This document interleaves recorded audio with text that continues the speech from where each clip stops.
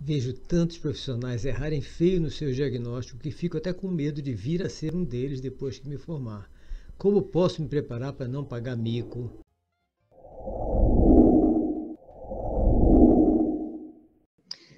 Em relação a isso, eu tenho visto realmente muita gente pagar mico, como você falou, tá, nas respectivas profissões. E gente realmente até famoso nas suas próprias profissões, etc. Mas por que isso?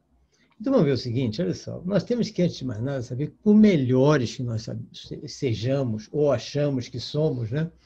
Doutores nisso, doutores naquilo, sempre tem alguém que sabe alguma coisa a mais que nós e, pasmem, muitas vezes na nossa própria especialidade. Isso é comum. E muitas vezes essa pessoa que sabe mais que nós não é nem escolarizado, como eu já encontrei no deserto da Austrália. Já comentei isso nos meus livros todos, na orelha tem essa história. Mas muitas delas são escolarizadas, são até formadas, são até mestres, doutores ou bacharéis, etc., né? E em outras profissões, em outras especialidades, mas que acabam tendo conhecimentos que, se somarem aos nossos, nós vamos acertar, ou melhor, nós vamos errar menos. Mas nós precisamos ter a humildade de reconhecer que ninguém é dono da verdade. Nós podemos ser engenheiros, cientistas, médicos, nutricionistas, fisioterapeutas, fonoaudiólogos, seja lá que especialidade nós tivermos. Nós precisamos do outro, da visão do outro, e até da outra visão do nosso colega da mesma especialidade. Isso é muito importante, que a gente tenha isso, e que estejamos também nos atualizando, porque o mico começa também na falta de atualização. Quem está se atualizando constantemente tem que estar fazendo formações continuadas, como essas que nós estamos fazendo todo mês, 3 noitezinhas por semana, formação continuada em todos os aspectos ligados ao ser humano. Quem está fazendo isso está sempre com a mente aberta e está sempre preparado para saber, sabe que não sabe, sabe que precisa do outro e que precisa do conhecimento do outro. Então, o que a gente precisa para não pagar mico? Ou para pagar menos mico? Ou para ter conhecimento e fazer a diferença no mundo? Em primeiro lugar, estudar, sempre. Mas estudar o quê? O que foi dado na faculdade? Não. Só isso não basta. Quer ver um exemplo? Aqui é fácil. Vamos ver nutrição. Vamos ver aqui nutrição. Vou pegar aqui uma obra. Em primeiro lugar, nós temos que estar sempre com as obras mais novas, tipo tratados, compêndios, etc., daquela especialidade que nós estudamos. Aquela que nós recebemos o título de bacharel, mestre, doutor, pós-doutor, seja lá o que for, tá? Então, aqui está nutrição e pediatria. Embora eu não seja nutricionista, nem médico nutrólogo, mas eu estudo tudo isso porque tem a ver com criança, tem a ver com adolescente, tem a ver com os transtornos, etc. Nessa obra, Nutrição em Pediatria, eu estou estudando uma parte que tem a ver com alergia alimentar. Tá? Essa parte aqui é alergia alimentar. Pois bem, nessa parte de alergia alimentar, tem 1, 2, 3, 4, 5 páginas. Tá? 5 páginas. Eu tenho estudado essas 5 páginas junto com outras. Esse livro é muito bom, não estou falando mal dele, não. Essa obra é excelente, tá? De Virgínia Rezende Silva Verfort e de Joel Alves Lamourier. Fantástica a obra. Quer dizer, são os coordenadores, né? Da neonatologia à adolescência. Só que nessa parte que eu acabei de desmarcar o que eu estava estudando, consegui. Porque como eu estou estudando, já está automaticamente meio marcado, né? Falta muita coisa. Por que eles erraram? Não. Eles não erraram. Falta muita coisa que são das pesquisas mais recentes.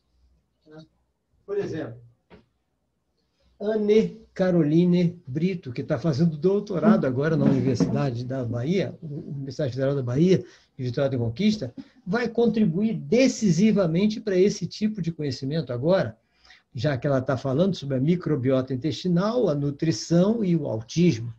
As inflamações provocadas por uma nutrição inadequada. Está ali? Não, nem pode estar. Ela que está fazendo o doutorado agora, ela que está surgindo um conhecimento novo. Então, nós precisamos saber como. Tem que conhecer todos os pesquisadores? Não. Vamos manter o estudo básico atualizado. Ou seja, toda vez que a gente já está 1 ano, 2, 5, 10 anos fora do estudo da faculdade, então todo compêndio que sair novo, todo tratado que sair novo, todo livro que sair novo sobre aquilo, nós temos que investir nisso e fazer uma formação continuada. Algum instituto que esteja dando essa formação continuada, vamos trabalhar lá, como o nosso está fazendo. Mas tem vários fazendo também. Tá? Então, o que a gente vai fazer? Essa formação continuada. E como é que nós vamos construir nós para essa formação, para nós mesmos? Pesquisando as novas pesquisas publicadas. Antigamente era uma dificuldade. Agora é muito fácil. Na época anterior que eu fazia isso, que eu sempre fiz isso, né, desde garoto, eu tinha que buscar sites de universidade. Site não. Tinha aqui nas universidades, depois sites de universidade e sites de institutos de pesquisa, revistas especializadas, a gente tinha que pagar pela assinatura delas. Hoje, você entra, bom, na área médica, você entra na PubMed e verifica todas as novas pesquisas que estão sendo publicadas lá. Mas para a área médica, basta a PubMed? Negativo. Porque na área médica, todos os grandes cientistas de medicina que eu conheço, diretores, cientistas-chefes de grandes hospitais nos Estados Unidos, na Inglaterra, na Grã-Bretanha, lá, né, em toda a Grã-Bretanha, etc., dizem claramente não, porque a educação médica nas faculdades de medicina está toda controlada pelos laboratórios farmacêuticos. Então, as publicações oficiais são apenas aquelas que são aprovadas, segundo o critério deles. Mas nós temos o Google Acadêmico. Pelo Google Acadêmico, é o Scholar Google, tá? Você entra em inglês, que tem todas elas, né? E você tem todas as pesquisas, mesmo as que a Faculdade de Medicina não quis publicar. Então, a gente pesquisa tudo que tem a ver com a nossa especialidade, mas tem que entrar no mínimo uma vez por semana para verificar tudo que tem a ver com a sua especialidade e fazer um apanhado, tá? Dar uma estudada, comparar com o que você sabia antes. Aí sim, nós estamos nos mantendo atualizados em relação à nossa profissão. Eu falei de nutrição. Agora falei de medicina, né? Vamos ver medicina, vamos ver psiquiatria. Psiquiatria e neurologia. Tá? Psiquiatria e neurologia, que esse compêndio é um dos mais modernos, né? Kaplan e Sadok. Nós temos aqui o quê? Por exemplo, o que eu estou estudando agora? Os transtornos relacionados a neurocognitivos, né? Substâncias, etc., transtornos de personalidade. É a mesma coisa que eu falei, né? Aqui, masoquismo e sadismo sexual. É só aqui que a gente vai estudar? Não. Aqui tem o que os pesquisadores Kaplan e Sadok coletaram. Mas para você ver isso, tem que estudar também Freud, você tem que estudar também os psicólogos, também todos eles, porque você vai descobrir as origens do sadismo e do masoquismo sexual, misturando o que a medicina falou e o que a psicologia, a psicanálise e outros aspectos biológicos pesquisaram, porque senão você vai ficar com uma visão muito limitada e vai tratar mal o seu paciente. Quer ver outra coisa interessante? Que esse é o estudo mais importante meu, lá nas páginas 1153, transtorno do espectro autista. Esse daqui, então, o que tem aqui no Kaplan-Sadok é ínfimo em relação a tudo sobre o autismo. Não tem quase nada. Tá? E nós sabemos que autismo não é brincadeira, é muito complexo. Aqui, por exemplo, só na parte de biomarcador, não tem nada relacionado ao biomarcador vasopressina. Nem pode ter. Não estou dizendo que ele errou, não, porque isso foi descoberto agora. Então, nós temos que estudar o básico para ter uma noção de tudo o que é ensinado nas faculdades, mas nós temos que pesquisar o novo, o tempo todo pesquisar o novo. Mais uma coisa de medicina, neurociência. Neurociência, o que nós estamos estudando agora? Nós estamos estudando a parte de transtornos mentais, né? E olha só, aqui ficou interessante eu ter pego neurociência, porque a parte de gene, por exemplo, que eu tenho falado muito nas mutações genéticas causando problemas, isso e aquilo, que todo mundo tem que saber que os genes estão em tudo agora. Tá? Então, a edição genética é importantíssima. Esse pesquisador, Steven Hyman, ele pediu, inclusive, para que os pesquisadores colocassem, armazenassem amostras do ADN, tá?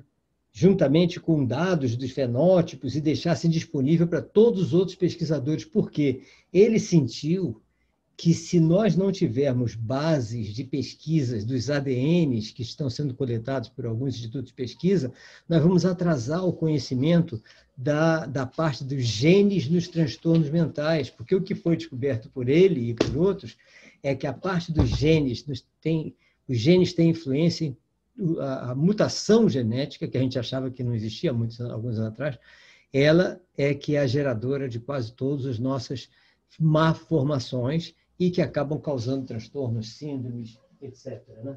Então, vocês viram, o que nós precisamos para não cometer gafe, para não pagar mico? Tá?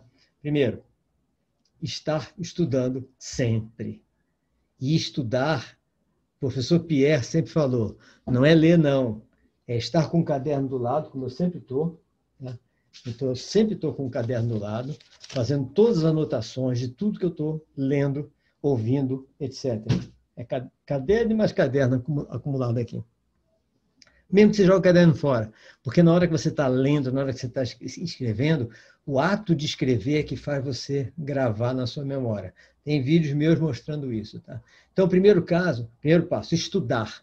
Estudar na educação básica, estudar na faculdade, estudar na sua formação, no seu curso de mestrado, as suas matérias de doutorado, estudar o tempo todo, tá? Estudar as matérias de lá, mas estar se atualizando nos cursos de atualização, de formação continuada, que algum instituto, que alguma universidade, que alguém está dando, como o nosso faz, todo mês. Tá?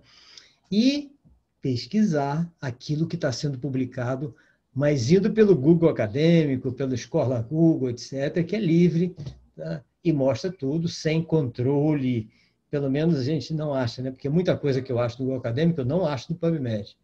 E normalmente são as coisas mais complicadas em termos de novas descobertas que reduzem a necessidade de utilização de medicamentos. Aí a gente já sabe por quê, né? Então, gente, primeiro, estudar muito, estudar sempre, pesquisar muito, estar sempre em atualização, participar de todas as formas, do máximo possível de formações continuadas que você tiver, que você descobrir. A nossa está à disposição. Segundo, ser humilde. Humilde o suficiente para saber que nosso conhecimento, por melhor que a gente ache que seja, sempre tem alguém que sabe mais do que a gente e que a gente pode aprender com ele. E vamos aproveitar isso. Vamos trocar experiências. Tá? Então, essas são as duas coisas importantes que eu tenho que dizer. Então, por isso, é a maneira da gente não pagar mico. Respondi a sua pergunta? Forte abraço, Joel.